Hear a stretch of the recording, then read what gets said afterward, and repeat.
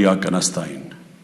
मेरे पाकिस्तानियों, ये जो पिछले हफ्ते हालात हुए, अफसोसनाक हालात, इसकी वजह से मैंने फैसला किया कि मैं आपके सामने आऊं। लेकिन सबसे पहले हमारा वो वाहिद मुल्क है जो इस्लाम के नाम पे बना था। इसका नारा क्या था?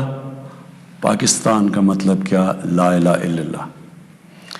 इस मुल्क के जो लोग हैं, और मैं सारा पाकिस्तान फिरा हूं, चाहे वो गुनाहगार हों, चाहे अपने दीन पे सही माने पे अमल करें या ना करें, लेकिन हमारे नबी सल्लल्लाहु अलैहि वसल्लम लोगों के दिलों में बसते हैं। इसलिए जब भी कहीं भी दुनिया में उनकी शान में किसी किस्म की गुस्ताखी होती है तो हमें तकलीफ मिलती है। लेकिन क्योंकि मैं दुनिया फिरा हुआ हूं, सिर्फ हमें नहीं तकलीफ मिलती, जो भी जहां भी दुनिया में मुसलमान बसता है उन सबको तकलीफ होती है। अब पिछले हफ्ते और ये जो अफसोसनाक हालात हुए, एक जमात ने ऐसे लगा ऐसे कि उनको शायद बाकी पाकिस्तानियों से ज्यादा प्यार है अपने नबी से।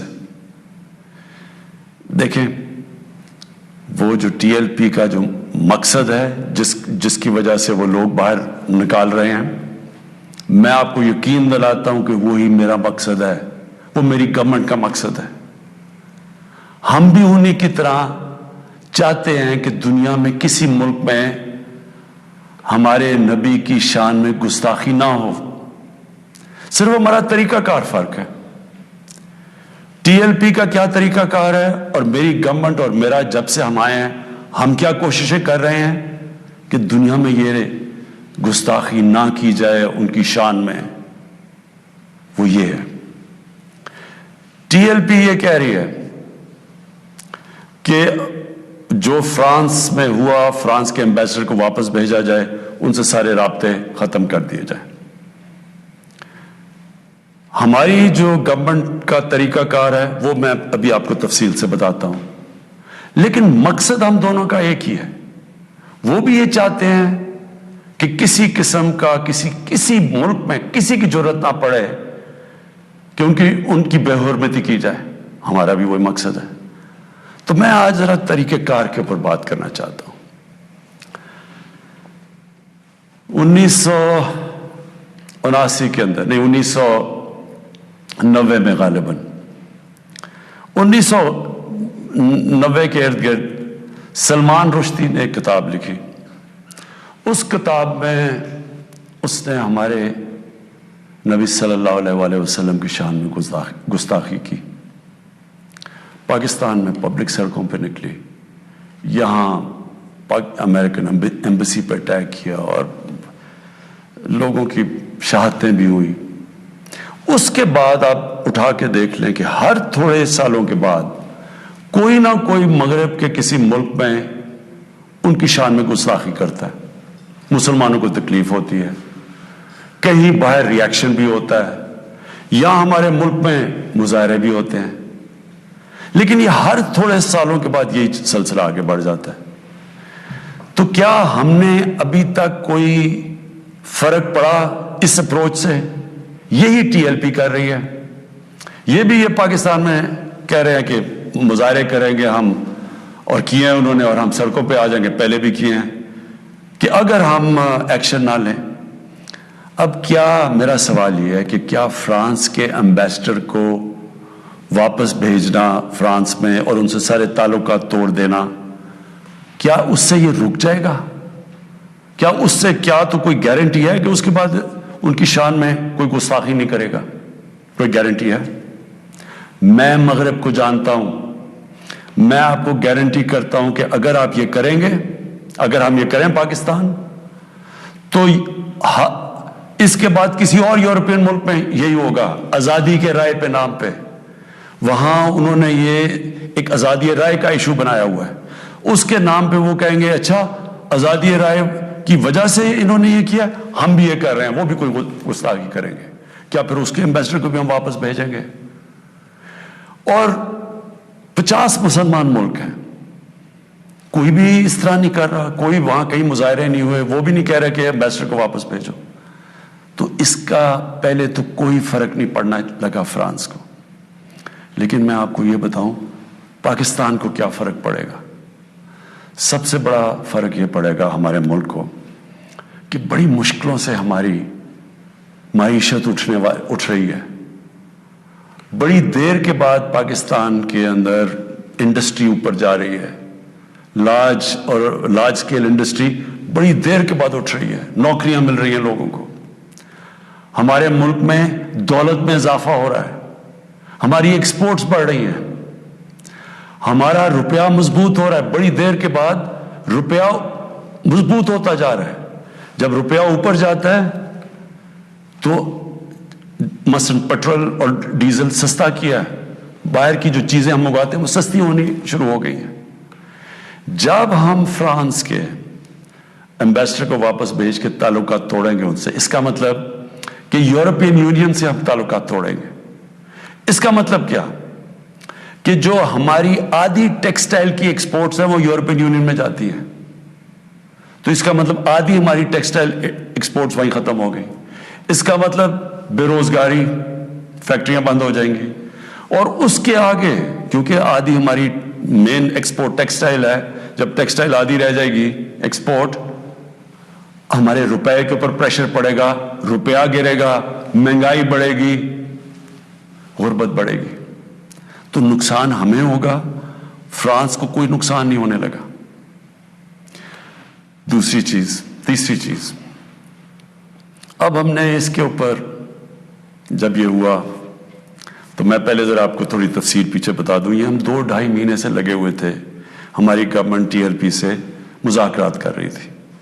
ہم ان کو یہی چیزیں سمجھا رہے تھے کہ اس سے نقصان ہمیں ہونے لگا ہے, ان کو نقصان نہیں ہوگا, ہماری عوام کو نقصان ہوگا. مذاکرات چلتے جا رہے تھے, انہوں نے کہا جی اسمبلی میں رکھو, اور اسمبلی جو فیصلہ کرتی ہے. ہم نے فیصلہ کیا ٹھیک ہے ہم اسمبلی میں یہ رکھتے ہیں. لیکن ہم پھر دیکھنا شروع کیا کہ ان کی موبلائزیشن نیچے ہو رہی ہے, ان کی تیاریاں ہو رہی ہیں اسلام آباد آنے کے لیے. ایک طرف مذاکرات چل رہے ہیں, ایک طرف اسلام آباد آنے کی تیاریاں ہیں. پھر ابھی مذاکرات چل رہے ہیں اور ہم نے یہ فیصلہ کیا ہوا تھا کہ ہم اسمبلی میں رکھیں گے اس ایشو کو. تو پتہ چلا کہ انہوں نے پہلے اناؤنس کر دیا کہ جی اب تو فرانس کا اگر ایمبیسڈر آپ واپس نہیں بھیجیں گے تو ہم سارے اسلام آباد میں دھرنا دیں گے. تو یہ اس کے بعد یہ ہماری بات چیت ٹوٹی. اس کے بعد پھر یہ اریسٹ ہوئے. اب میں صرف آپ کو بتانا چاہتا ہوں کہ اس سے اب تک ہوا کیا ہے ہمارے ملک میں. یہ ذرا دیکھ لیں کہ ہم نے اپنے آپ کو کتنا نقصان پہنچایا. اب تک 40 پولیس کی گاڑیوں کو جلا دیا گیا, لوگوں کی پرائیویٹ پراپرٹی کے اوپر کئی لاکھوں کروڑوں روپے کا نقصان ہوا ہے, 4 پولیس والے شہید ہوئے ہیں, 800 سے زیادہ پولیس والے زخمی ہوئے ہیں. پہلے دن جب شروع ہوا تو تقریباً 100 سڑکیں بلاک کر دی. اس سے جو عوام کو نقصان ہوا, اس سے کئی جو آکسیجن کے سلنڈرز نہیں جا رہے تھے, بیچارے جو کورونا کے مریض ہیں, ان میں اموات ہوئی. اور پھر باہر سے کود پڑے لوگ, ہمارے پاکستان کے دشمن. ابھی تک ہم نے جو 4 لاکھ ٹویٹس کو اینالائز کیا, ان میں سے 70% فیک اکاؤنٹ سے تھی. مثلا پروپیگنڈا, جس طرح یورپین یونین کی ڈس انفارمیشن لیب نے جب بتایا کہ ہندوستان کی کوئی 600 سائٹس ہیں, فیک سائٹس, میڈیا سائٹس, جس سے وہ فیک نیوز اور پروپیگنڈا کر رہے ہیں پاکستان کے خلاف. تو یہاں بھی ہمیں پتہ چلا کہ 380 ہندوستان کے انڈیا کے گروپ تھے جو کہ واٹس ایپ سے فیک نیوز چلا رہے تھے کہ سول وار ہو گئی پاکستان میں. ہماری پولیٹیکل پارٹیز, مجھے افسوس سے کہنا پڑتا ہے کہ وہی JUI جو فضل الرحمان کی پارٹی, وہ بھی بیچ میں شامل ہو گئی کہ کسی طرح گورنمنٹ کو ڈی سٹیبلائز کریں, ملک کو نقصان پہنچائیں. ساتھ وہ نون لیگ. اب ان سے میں پوچھتا ہوں کہ جب یہ سلمان رشدی نے کتاب لکھی تھی تو نواز شریف تو پہلی دفعہ پرائم منسٹر بنے تھے, کتنی انہوں نے سٹیٹمنٹس دی تھی, کتنی دفعہ انہوں نے کسی فورم میں کہا تھا کہ اس نے بڑا غلط کام کیا، مسلمانوں کے دلوں کو تکلیف پہنچائی ہے. کتنی دفعہ کسی بھی مسلمان ہیڈ آف اسٹیٹ نے کسی انٹرنیشنل فورم پہ اس پہ بات کی تھی، تو آج ان کے ساتھ مل گئے ہیں صرف انتشار پھیلانے کے لیے. دیکھیں، اب یہ میں نے آپ کو بتایا کہ ایک اپروچ ہے کہ اپنے ملک میں مظاہرے کرو، اپنے ملک کو نقصان کرو، کوئی فرق نہیں پڑتا فرانس کو، اچھا ایمبیسڈر واپس بھیج دو، کوئی فرق نہیں پڑتا. اب یہ سنیں کہ میری اپروچ کیا ہے. مقصد تو ہمارا ایک ہی ہے. ہم کیا چاہتے ہیں کہ ہم یہ چاہتے ہیں کہ یہ جو ہر تھوڑے سالوں کے بعد ہمارے دلوں کو تکلیف پہنچائی جاتی ہے، اس کی دوسری اپروچ کیا ہے، یہ اب سنیں میری اپروچ کیا ہے. دیکھیں، میں پھر سے آپ کو بتاتا ہوں، مغرب کو میں سب سے بہتر سمجھتا ہوں. میری بڑی زندگی گزری ہے وہاں، میں ان کی سوچ کو جانتا ہوں. دیکھیں، سب سے پہلے جو کوشش کرنی چاہیے، جو ہم نے کی ہے، اور میں ابھی بتاتا ہوں ہم نے کیا کیا کوشش کی ہے.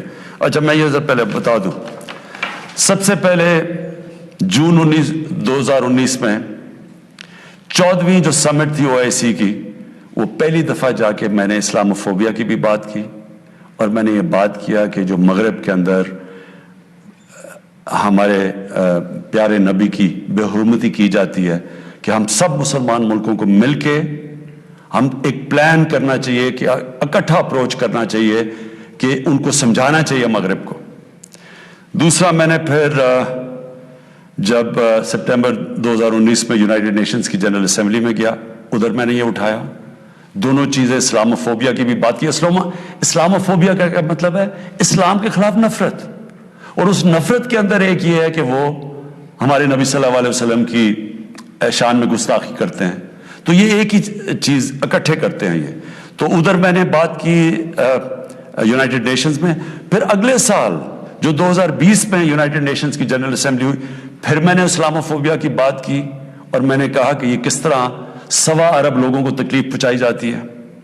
پھر یونائٹڈ نیشنز کی ہیومن رائٹس باڈیز کے اندر اور کمیشن میں میری گورنمنٹ نے مسلسل اسلاموفوبیا کی بات کی.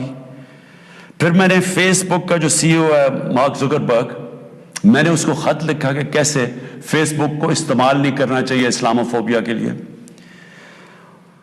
اور پھر جب یہ فرانس میں ہوا، اور جس کے اوپر یہ TLP کہہ رہی ہے کہ فرانس کے ایمبیسڈر کو واپس بھیجیں، میں نے سارے مسلمان ہیڈز آف سٹیٹس کو خط لکھا، اور میں نے ان کو کہا کہ ہمیں جوائنٹ ایکشن لینا چاہیے اس کے اوپر. اور اب میں آپ کو سمجھانا چاہتا ہوں میری اسٹریٹجی کیا ہے. اسٹریٹجی یہ ہے کہ ہم سارے مسلمان ملک کے جو ہیڈز ہیں، ہم مل کے مغرب کے فورمز میں، یورپین یونین میں، یونائٹڈ نیشنز میں، ہم ان کو یہ بتائیں کہ کیوں ہمیں تکلیف ہوتی ہے جب یہ آزادی رائے، فریڈم آف سپیچ کے نام پہ یہ جب نبی صلی اللہ علیہ وسلم کی شان میں گستاخی کرتے ہیں. کیونکہ ان کو اس چیز کی سمجھ نہیں ہے. مغرب کے اندر ان کے جو پیغمبر ہیں، ان کو اس طرح نہیں، ان کا پیار اور عشق جس طرح ہمارا ہے، ہمارے نبی سے ہے، ان کو اس طرح کا نہ، ان کی اس طرح کی عزت کرتے ہیں. اور وہاں بلکہ وہ دین کو ان کے اتنے قریب نہیں ہے جس طرح ہم اپنے دین کے قریب رہتے ہیں. اس لیے ہمیں ان کو سمجھانا پڑے گا، اور سمجھائیں گے جب آپ مل کے اکٹھے کلیکٹیولی مسلمان دنیا کے ہیڈز آف سٹیٹس جب ہم بات کریں گے، جو میں یہ ہر جگہ جن فورمز پہ کہتا گیا ہوں، تب اس کا اثر ہوگا. دنیا میں تھوڑے سے یہودی ہیں، لیکن وہ سارے یہودیوں نے اکٹھے ہو کے دنیا کو، مغربی دنیا کو بتایا ہے کہ جو ہولوکاسٹ تھا، جدھر یہودیوں کی قتل عام ہوئی تھی، انہوں نے کہا کہ اس کے خلاف کوئی منفی بات نہ کی جائے کہیں بھی، کسی میڈیا پہ. آج کہیں بھی، آج مغربی میڈیا کسی میں ہولوکاسٹ کے خلاف کوئی بات نہیں کر سکتا. 4 یورپین ملک ایسے ہیں جدھر جیل میں ڈال دیتے ہیں اگر آپ ہولوکاسٹ کے خلاف کوئی منفی بات کریں. تو کیا ہم یہ نہیں ان کو باور کروا سکتے کہ ہمیں کتنی تکلیف پہنچتی ہے؟ اور یہ صرف، اور یہ ہم تب کریں گے جب ہم کلیکٹیولی مل کے کریں. اور میں آپ کو یقین دلاتا ہوں، کیونکہ میں مغرب کو سمجھتا ہوں، ان کو سمجھ ہی نہیں ہے اس چیز کی. جب ہم پروٹیسٹ کرتے ہیں, جب ہم مظاہرے ہوتے ہیں, وہ سمجھتے ہیں یہ مسلمان آزادی رائے کے خلاف ہے, اور وہ پھر بجائے اس کو سمجھنے کے وہ پھر اور کوئی جان کے شرارت کرتے ہیں ہمیں تکلیف دینے کی. اس لیے پہلا تو یہ چیز ہے. اور دوسرا میں جو کہنا چاہتا ہوں وہ یہ, دوسرا طریقہ کیا ہے کہ جب ایک 50 مسلمان ملک مل کے یہ کہیں گے کہ اگر کسی ملک میں سے اس طرح کیا گیا تو ہم سارے مل کے ان کا ٹریڈ بوائیکاٹ کریں گے, ان کی ہم چیزیں نہیں خریدیں گے, اس کا اثر ہوگا. اس طرح ہم اپنا جو ہم مقصد ہے اس پہ پہنچ سکتے ہیں. میں نے آپ کو 2 مقصد بتائے. ایک یہ TLP کا مقصد ہے, ہم ساری زندگی بھی لگے رہیں, ہم اپنے ملک کو نقصان پہنچاتے رہیں گے, کبھی کوئی فرق نہیں پڑنے لگا ان کو. جو میں کیمپین کر رہا ہوں, میں آپ کو یقین دلاتا ہوں کہ یہی طریقہ ہے کہ انشاءاللہ ایک دن ان کو سمجھ آ جائے گی, اور وہ دن دور نہیں ہے. میں آج آپ سب کے سامنے کہتا ہوں کہ میں ذمہ داری اس کی لیتا ہوں, میں ہی اس کیمپین کو لیڈ کروں گا, لیکن میں انشاءاللہ اپنی قوم کو مایوس نہیں کروں گا, اپنے مسلمانوں کو مایوس نہیں کروں گا. ہم انشاءاللہ ان کو یہ ایک دن سمجھا دیں گے کہ جس طرح اگر وہ یہودیوں کے لیے سینسٹیو ہیں, ان کو تکلیف نہیں دینا چاہتے, تو ہم تو سوا ارب مسلمان ہیں, ہمارے بھی دل ہیں, ہمیں بھی تکلیف ہوتی ہے. اور جیسے ان کو اس چیز کی سمجھ آ گئی, یہ ہم اپنا مقصد پہ پہنچ جائیں گے. آخر میں اپنے علماء ان کو خاص طور پہ کہنا چاہتا ہوں کہ آپ کو اس میں ہمارے ساتھ مل کے, میرے ساتھ مل کے میری تائید کرنی چاہیے, ہماری مدد کرنی چاہیے, کیونکہ یہ جو چیزیں یہ جو ہو رہے ہیں ہمارے ملک کو نقصان پہنچ رہا ہے, اس سے تکلیف پہنچتی ہے. ہماری پولیس سے جو ہوا ہے, 800 پولیس انجر ہوئی ہے, ان کو کئی ہسپتالوں میں پڑے ہوئے ہیں. تو اس سے کس کو فائدہ ہوا ہے؟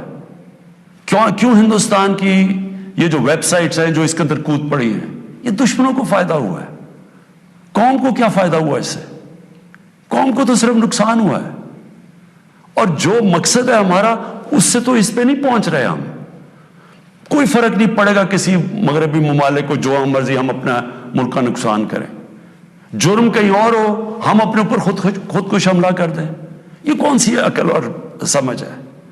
تو میں آپ سب کو کہوں گا, اپنی قوم کو کہوں گا کہ یہ ٹائم ہے اکٹھے ہونے کا. ہمارا ملک بڑی مشکلوں سے ایک اس طرف نکل رہا ہے کہ ہم اب اوپر آنے والے ہیں. ہماری معیشت اٹھ رہی ہے, لوگوں کو روزگار مل رہا ہے, ہمارا روپیہ مضبوط ہو رہا ہے, ہمارا ملک کا ڈائریکشن ٹھیک ہے. تو یہ ٹائم اپنے ملک کو نقصان پہنچانے کے لیے نہیں ہے. یہ صرف ہمارے ملک کے دشمن ہمیں نقصان پہنچائیں گے. ہم سب کو اب اکٹھے ہو کے اللہ کا شکر ادا کرنا چاہیے کہ ہم یہ 2 سال بڑے مشکل وقت سے گزرے ہیں. حالانکہ ہمارے پاس اس وقت کرونا کا ایک تیسرا ویو آیا ہوا ہے, اس کے اوپر ہمیں سب کو مل کے SOPs پہ چلنا چاہیے. اللہ سے دعا کرنی چاہیے کہ ہمیں اس مشکل سے بھی نکال دے, اور پھر اس کا شکر ادا کرنا چاہیے کہ یہ ہم 2 سال کے بعد ایک قوم, ہماری معیشت اٹھ رہی ہے, تو ہم اس کو نقصان نہ پہنچائیں. پاکستان پائندہ باد. وزیر اعظم عمران خان اب سے کچھ دیر پہلے قوم سے خطاب کر رہے تھے.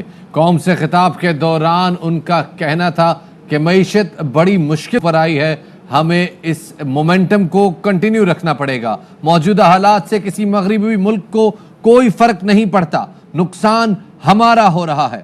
کیوں بھارتی ویب سائٹس پاکستانی حالات میں کود پڑی؟ ہمیں دشمن کی چال کو سمجھنا چاہیے. یہ کیسا احتجاج ہے کہ جرم کہیں اور ہو اور خودکش حملہ اپنے اوپر کریں. کوشش کرنی چاہیے معیشت 2 سال بعد اٹھ رہی ہے, اسے نقصان نہ پہنچائیں. بالکل, اور وزیر اعظم نے بڑے لاجیکل ساری ڈسکشن رکھی سب کے سامنے, عوام کے سامنے. انہوں نے بتایا کہ ہم ان سے مذاکرات کر رہے تھے. انہوں نے کہا کہ اس معاملے کو اسمبلی میں رکھے, ہم اسمبلی میں لے کر آ رہے تھے کہ پہلے ہی انہوں نے موبلائزیشن شروع کر دی, اور 20 تاریخ آنے سے پہلے ہی انہوں نے دھمکیاں دینا شروع کر دی کہ اگر فرانس کے ایمبیسڈر کو نہیں نکالا جاتا, ملک بدر نہیں کیا جاتا, تو پھر ہم دھرنا دے دیں گے. وزیر اعظم نے وہ سچویشن بھی بتائی کہ کس طریقے سے पुलिस एहलकारों को 4 पुलिस एहलकार शहीद हुए, 800 के करीब उसमें जख्मी हुए हैं। उनको सख्त नौयत के उनको जख्म भी आए हैं और ये भी बताया कि अमलाक को नुकसान पहुंचाया, पुलिस की मोबाइल को नुकसान पहुंचाया, एहतजाज किया, सड़कें ब्लॉक की। फिर वजीर आजम ने कहा इससे हमारी मईशत का नुकसान हो रहा है। फ्रांस को या जो यूरोपियन कंट्रीज हैं उनको कोई फर्क नहीं पड़ेगा, हमारी एक्सपोर्ट मुतासर होगी। वजीर आजम ने खुद ये भी बताया कि उनकी हुकूमत जब से इक़्तिदार में आई है उन्होंने क्या क्या इक़दाम उठाए हैं। उन्होंने बताया कि जून 2020 में उन्होंने इस्लामोफोबिया के हवाले से बड़े मुफस्सल तरीके से मुद्दा रखा था सामने तमाम दुनिया के। फिर उन्होंने बताया कि उन्होंने फेसबुक के CEO मार्क ज़करबर्ग को ख़त लिखा था कि इस तरह का मवाद सोशल मीडिया पर नहीं आना चाहिए। जबकि उन्होंने कहा कि फिर जब फ्रांस का वाक़या हुआ तो फिर उन्होंने तमाम मुस्लिम हेड ऑफ स्टेट्स को ख़त लिखे और ये कहा कि जनाब ये सिलसिला रुकना चाहिए क्योंकि इससे हमारे जज्बात मजरूह होते हैं।